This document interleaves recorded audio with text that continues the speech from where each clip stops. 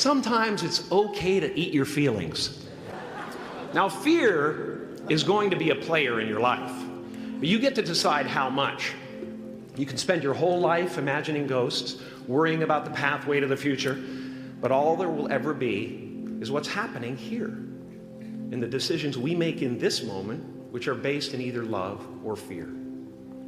So many of us choose our path out of fear disguised as practicality.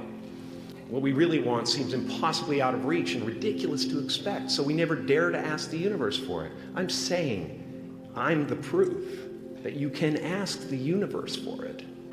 My father could have been a great comedian, but he didn't believe that that was possible for him. And so he made a conservative choice. Instead, he got a safe job as an accountant.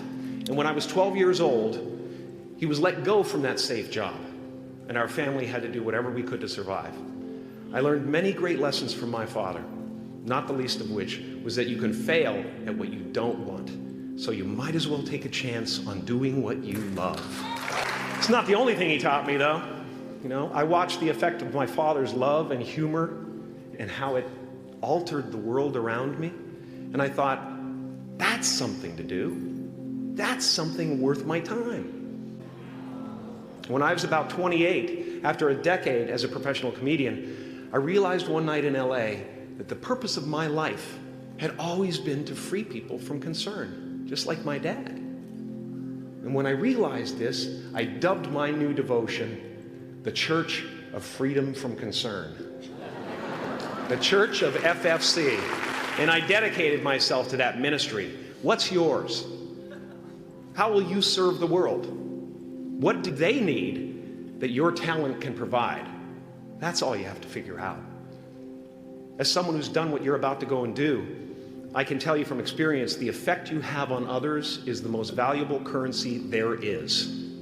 Because everything you gain in life will rot and fall apart, and all that will be left of you is what was in your heart. My choosing to free people from concern got me to the top of a mountain. Look where I am. Look what I get to do. Everywhere I go. I'm going to get emotional because when I tap into this, it really is extraordinary to me. I did something that made people present their best selves to me wherever I go. I am at the top of the mountain, and I was, and the only one I hadn't freed was myself, and that's when my search for identity deepened. I wondered who I'd be without my fame. Who would I be if I said things that people didn't want to hear? Or if I defied their expectations of me? What if I showed up to the party without my Mardi Gras mask and refused to flash my breasts for a handful of beads? I'll give you a moment to wipe that image out of your mind. But you guys are so ahead of the game. You already know who you are. And that peace that we're after lies somewhere beyond personality, beyond the perception of others, beyond invention and disguise, even beyond effort itself. You can join the game, fight the wars, play with form all you want, but to find real peace, you have to let the armor go. Your need for acceptance can make you invisible in this world. Don't let anything stand in the way of the light that shines through this form. Risk being seen in all of your glory. I've often said that I wished people could realize all their dreams and wealth and fame, and so that they could see that it's not where you're going to find your sense of completion. Like many of you, I was concerned about going out into the world and doing something bigger than myself, until someone smarter than myself made me realize that there is nothing bigger than myself. My soul is not contained within the limits of my body. My body is contained within the limitlessness of my soul. One unified field. One unified field of nothing, dancing for no particular reason, except maybe to comfort and entertain itself. As that shift happens in you, you won't be feeling the world, you'll be felt by it. You'll be embraced by it. Now I'm always at the beginning. I have a reset button, and I ride that button constantly. Once that button is functioning in your life, there's no story that the mind could create that will be as compelling. The imagination is always manufacturing scenarios, both good and bad, and the ego tries to keep you trapped in the multiplex of the mind. Our eyes are not viewers, they are also projectors that are running a second story over the picture that we see in front of us all the time. Fear is writing that script, and the working title is, I'll Never Be Enough. No matter what you gain, ego will not let you rest. It will tell you that you cannot stop until you've left an indelible mark on the earth, until you've achieved immortality.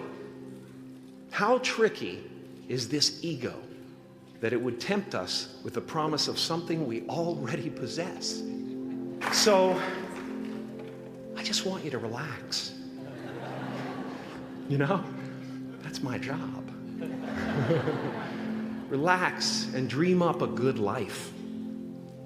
I had a substitute teacher from Ireland in the 2nd grade that told my class during morning prayer that when she wants something, anything at all, she prays for it and promises something in return, and she always gets what she wants.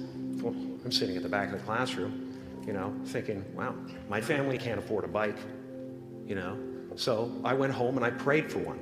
And I promised I would recite the rosary every night in exchange. Broke that promise. But 2 weeks later, I got home from school to find a brand new Mustang bike with a banana seat and Easy Rider handlebars.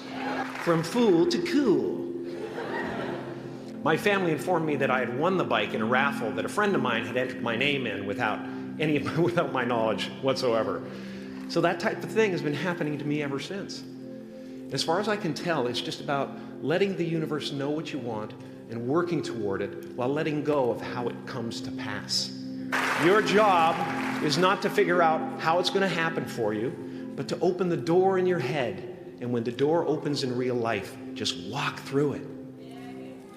And don't worry if you miss your cue, because there's always doors opening. They keep opening. And when I say life doesn't happen to you, it happens for you, I really don't know if that's true. I'm just making a conscious choice to perceive challenges as something beneficial so that I can deal with them in the most productive way. You'll come up with your own style. That's part of the fun. Oh, and why not take a chance on faith as well? Take a chance on faith. Not religion, but faith. Not hope, but faith. I don't believe in hope. Hope is a beggar. Hope walks through the fire and faith leaps over it. You are ready and able to do beautiful things in this world. And after you walk through those doors today, you will only ever have two choices: love or fear. Choose love, and don't ever let fear turn you against your playful heart.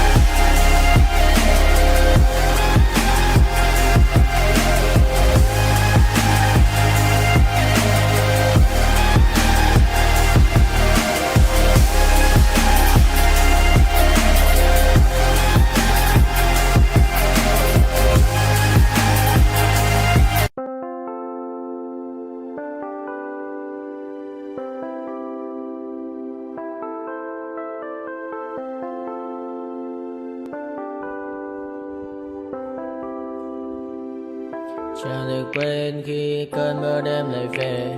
Em đã quên lời thề và ta như đông chìm sâu. Không còn mới em anh nhận màu. Em chỉ cần mơ đâu em bay. Chỉ còn là những cơn mưa vô giá. Cho bên mơ em không mơ anh. Anh một đêm mơ chỉ cần bên em không được cần nhớ. Và chỉ có em không muốn nhớ. Và người ta bên nhau như ngã tơ. Muốn nhớ về say em chỉ có mấy em.